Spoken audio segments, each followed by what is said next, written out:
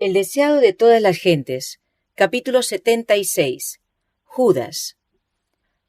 La historia de Judas presenta el triste fin de una vida que podría haber sido honrada de Dios.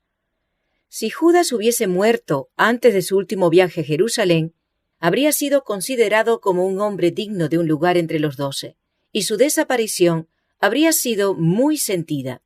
A no ser por los atributos revelados al final de su historia, el aborrecimiento que le ha seguido a través de los siglos no habría existido. Pero su carácter fue desenmascarado al mundo con un propósito. Había de servir de advertencia a todos los que, como él, hubiesen de traicionar cometidos sagrados. Un poco antes de la Pascua, Judas había renovado con los sacerdotes su contrato de entregar a Jesús en sus manos. Entonces se determinó que el Salvador fuese prendido en uno de los lugares donde se retiraba a meditar y orar. Desde el banquete celebrado en casa de Simón, Judas había tenido la oportunidad de reflexionar en la acción que había prometido ejecutar, pero su propósito no había cambiado. Por 30 piezas de plata, el precio de un esclavo, entregó al Señor de gloria a la ignominia y la muerte. Judas tenía por naturaleza fuerte apego al dinero, pero no había sido siempre bastante corrupto para realizar una acción como esta. Había fomentado el mal espíritu de la avaricia, hasta que éste había llegado a ser el motivo predominante de su vida. El amor al dinero superaba a su amor por Cristo. Al llegar a ser esclavo de un vicio, se entregó a Satanás para ser arrastrado a cualquier bajeza de pecado. Judas se había unido a los discípulos cuando las multitudes seguían a Cristo. La enseñanza del Salvador conmovía sus corazones, mientras pendían arrobados de las palabras que pronunciaba en la sinagoga, a orillas del mar o en el monte. Judas vio a los enfermos, los cojos y los ciegos acudir a Jesús desde los pueblos y las ciudades. Vio a los moribundos puestos a sus pies. Presenció las poderosas obras del Salvador al sanar a los enfermos, echar a los demonios y resucitar a los muertos. Sintió en su propia persona la evidencia del poder de Cristo. Reconoció la enseñanza de Cristo como superior a todo lo que hubiese oído. Amaba al gran Maestro y deseaba estar con él.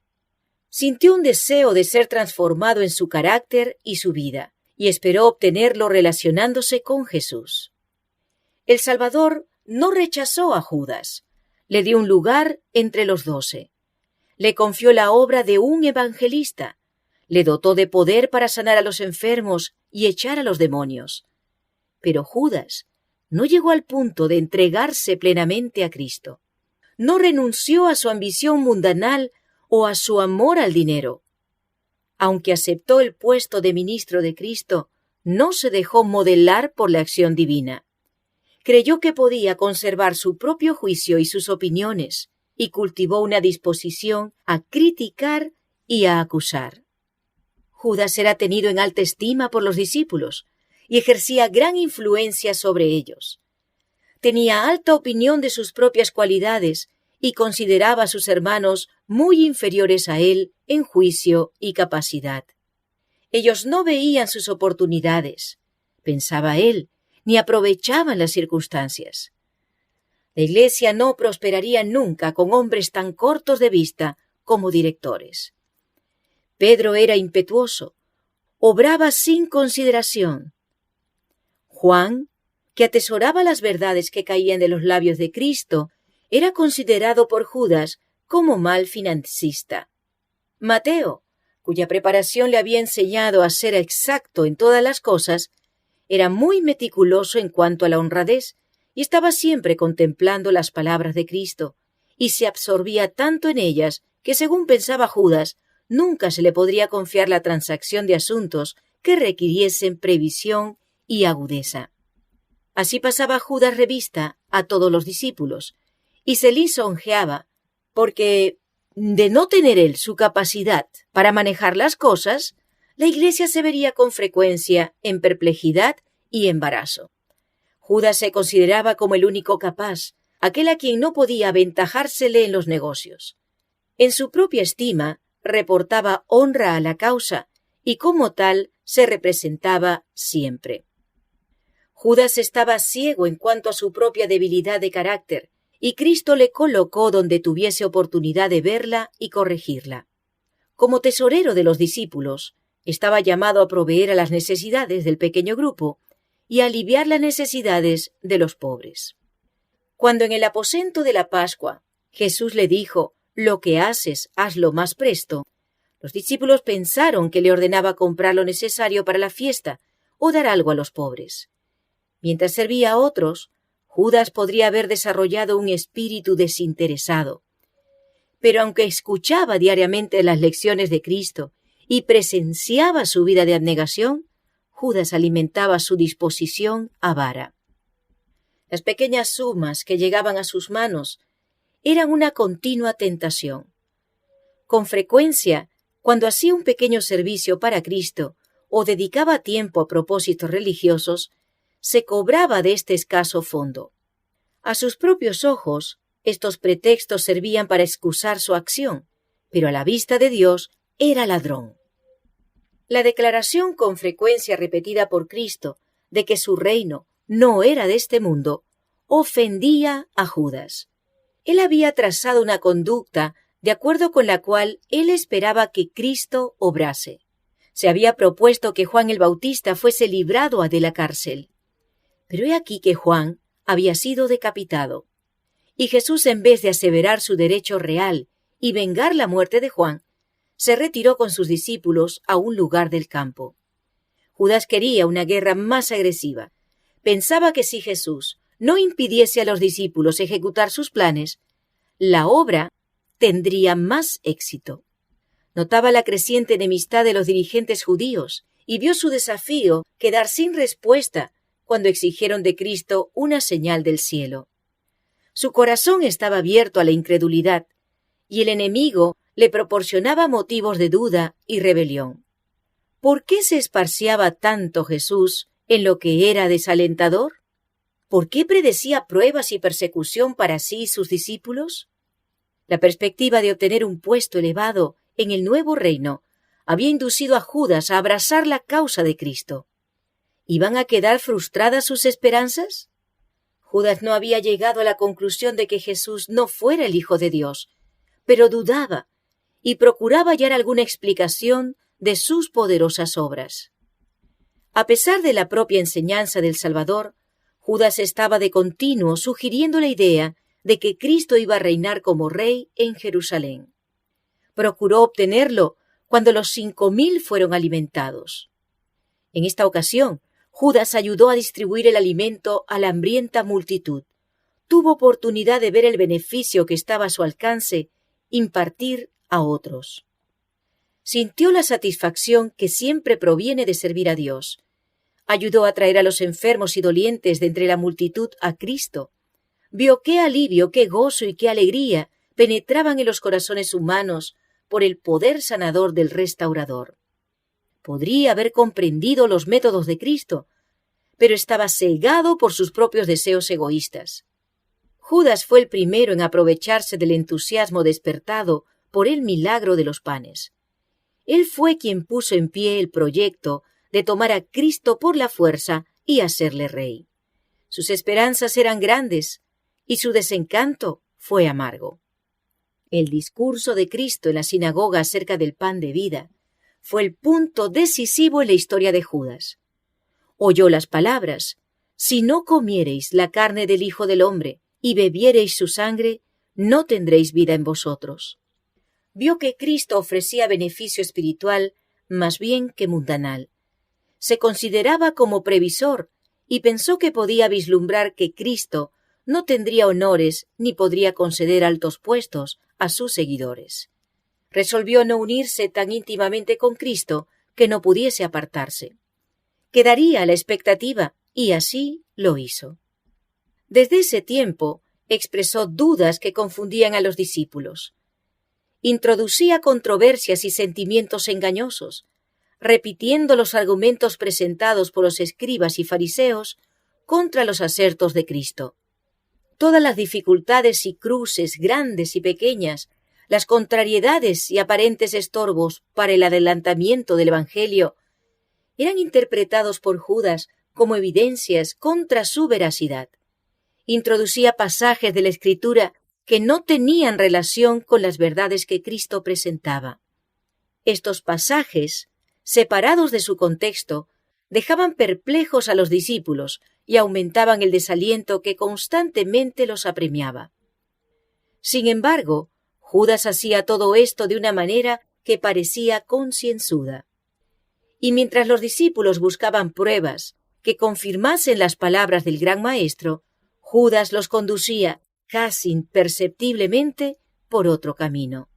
Así, de una manera muy religiosa y aparentemente sabia, daba a los asuntos un cariz diferente del que Jesús le había dado, y atribuía a sus palabras un significado que él no les había impartido. Sus sugestiones excitaban constantemente un deseo ambicioso de preferencia temporal, y así apartaban a los discípulos de las cosas importantes que debieran haber considerado. La disensión en cuanto a cuál de ellos era el mayor era generalmente provocada por Judas. Cuando Jesús presentó al joven rico la condición del discipulado, Judas sintió desagrado. Pensó que se había cometido un error. Si a hombres como este joven príncipe podía relacionárselos con los creyentes, ayudarían a sostener la causa de Cristo. Si se le hubiese recibido a él, Judas, como consejero, pensaba, podría haber sugerido muchos planes ventajosos para la pequeña iglesia. Sus principios y métodos diferirían algo de los de Cristo, pero en estas cosas se creía más sabio que Cristo.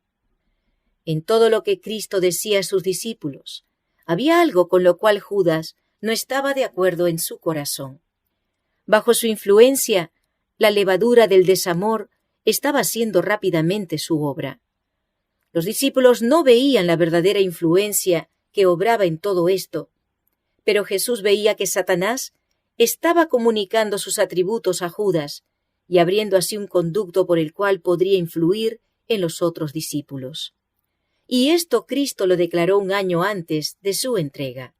«¿No he escogido yo a vosotros 12?» dijo, «y uno de vosotros es diablo?» Sin embargo, Judas no se oponía abiertamente, ni parecía poner en duda las lecciones del Salvador. No murmuró abiertamente hasta la fiesta celebrada en la casa de Simón. Cuando María ungió los pies del Salvador, Judas manifestó su disposición codiciosa. Bajo el reproche de Jesús, su espíritu se transformó en hiel. El orgullo herido y el deseo de venganza quebrantaron las barreras, y la codicia durante tanto tiempo alimentada le dominó. Así sucederá a todo aquel que persista en mantener trato con el pecado. Cuando no se resisten y vencen los elementos de la depravación, responden ellos a la tentación de Satanás, y el alma es llevada cautiva a su voluntad. Pero Judas no estaba completamente empedernido. Aún después de haberse comprometido 2 veces a traicionar al Salvador, tuvo oportunidad de arrepentirse. En ocasión de la cena de Pascua, Jesús demostró su divinidad revelando el propósito del traidor. Incluyó tiernamente a Judas en el servicio hecho a los discípulos. Pero no fue oída su última súplica de amor. Entonces el caso de Judas fue decidido, y los pies que Jesús había lavado salieron para consumar la traición. Judas razonó que si Jesús había de ser crucificado, el hecho acontecería de todos modos. Su propio acto de entregar al Salvador no cambiaría el resultado. Si Jesús no debía morir, lo único que haría sería obligarle a librarse. En todo caso, Judas ganaría algo por su traición. Calculaba que había hecho un buen negocio traicionando a su Señor. Sin embargo, Judas no creía que Cristo se dejaría arrestar. Al entregarle, era su propósito enseñarle una lección. Se proponía desempeñar un papel que indujera al Salvador a tener desde entonces cuidado de tratarle con el debido respeto. Pero Judas no sabía que estaba entregando a Cristo a la muerte. ¿Cuántas veces, mientras el Salvador enseñaba en parábolas, los escribas y fariseos habían sido arrebatados por sus ilustraciones sorprendentes? ¿Cuántas veces habían pronunciado juicio contra sí mismos? Con frecuencia, cuando la verdad penetraba en su corazón, se habían llenado de ira y habían alzado piedras para arrojárselas. Pero vez tras vez había escapado. Puesto que había escapado de tantas trampas, pensaba Judas, no se dejaría ciertamente prender esta vez tampoco. Judas decidió probar el asunto. Si Jesús era realmente el Mesías, el pueblo por el cual había hecho tanto se reuniría en derredor suyo y le proclamaría rey. Esto haría decidirse para siempre a muchos espíritus que estaban ahora en la incertidumbre.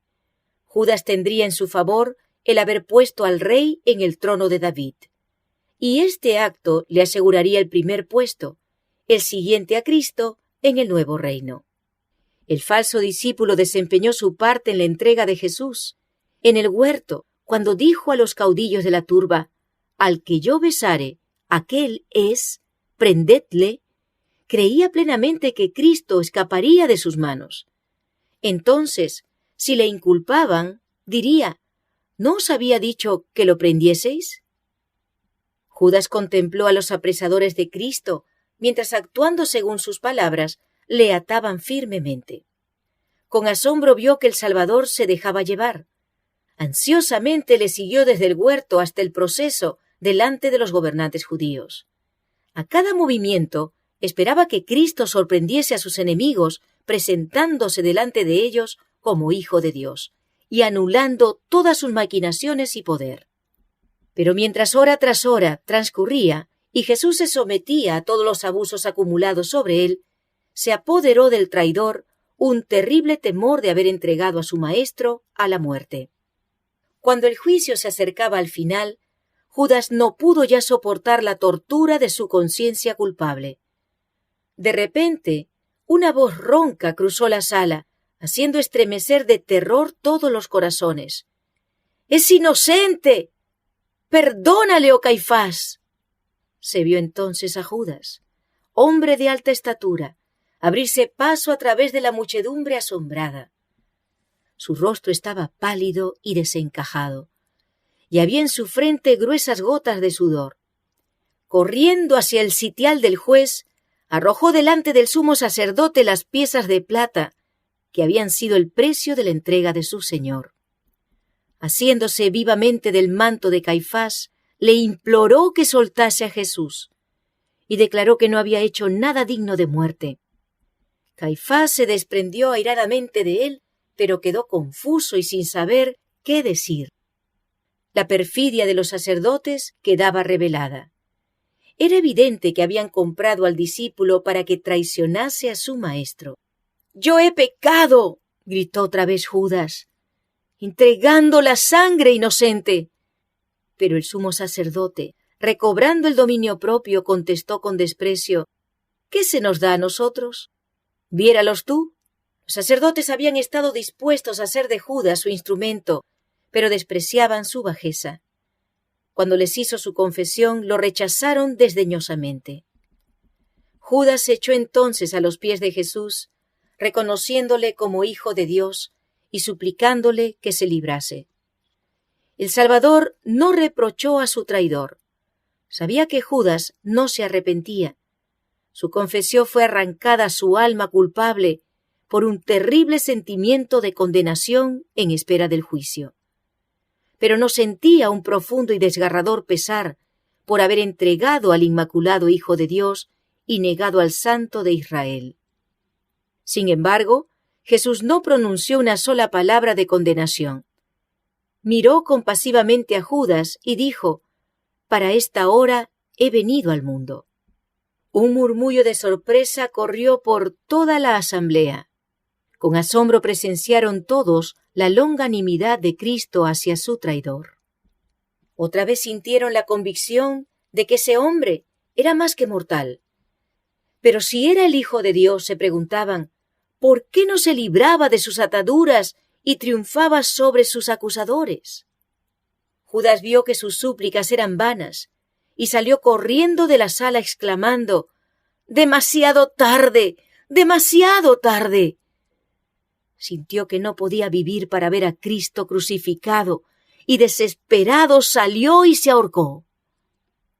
Más tarde, ese mismo día, en el trayecto del tribunal de Pilato al Calvario, se produjo una interrupción en los gritos y burlas de la perversa muchedumbre que conducía a Jesús al lugar de la crucifixión. Mientras pasaban por un lugar retirado, vieron al pie de un árbol seco el cuerpo de Judas. Era un espectáculo repugnante. Su peso había roto la soga con la cual se había colgado del árbol. Al caer, su cuerpo había quedado horriblemente mutilado y los perros lo estaban devorando. Sus restos fueron inmediatamente enterrados, pero hubo menos burlas entre la muchedumbre, y más de uno revelaba en su rostro pálido sus pensamientos íntimos. La retribución parecía estar cayendo ya sobre aquellos que eran culpables de la sangre de Jesús.